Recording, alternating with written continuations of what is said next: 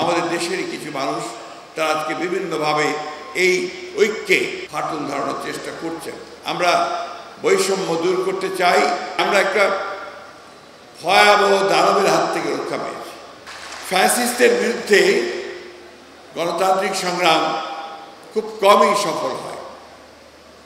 আমরা এই সশস্ত্র ফ্যাসিস্ট বাহিনীর বিরুদ্ধে, হাসিনার বিরুদ্ধে, তার সব বাহিনীর বিরুদ্ধে আমাদের ছেলেরা তারা তাদের যে তার আন্দোলন, সে আন্দোলনের মধ্য দিয়ে কিন্তু আমাদেরকে সেই সাফল্য এনে দিয়েছে। আমি অতীতে বেশি যেতে চাই না, আমি শুধু এইটুকু বলতে চাই যে আমরা একটা ভয়াবহ দানবের হাত থেকে রক্ষা পেয়েছি।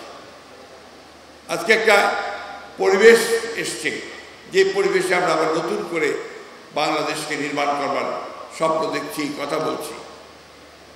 আমরা যেন এই পরিবেশটা, এই স্বপ্নটাকে নষ্ট করে না দিই। আমাদের এখন যেটা প্রয়োজন, সমস্ত প্রভোকেশনের পরেও আমরা যেন আমাদের সিদ্ধান্তে অটল থাকি। আমরা একটা গণতান্ত্রিক ব্যবস্থায় ফিরে যেতে চাই। আমরা বৈষম্য দূর করতে চাই। আমরা বাংলাদেশের সেই আমাদের তরুণদেরকে তাদের সঙ্গে হাতে হাত মিলিয়ে, কাঁধে কাঁধ মিলিয়ে আমরা একটা নতুন বাংলাদেশ দেখতে চাই। এখানে আমাদের কোনো বিভেদ নেই, কিন্তু দুর্ভাগ্যক্রমে আমাদের দেশেরই কিছু মানুষ তারা আজকে বিভিন্নভাবে এই ঐক্যে তারা কিছু ফাটল ধরানোর চেষ্টা করছেন। আমি জানি সেই চেষ্টা সফল হবে না।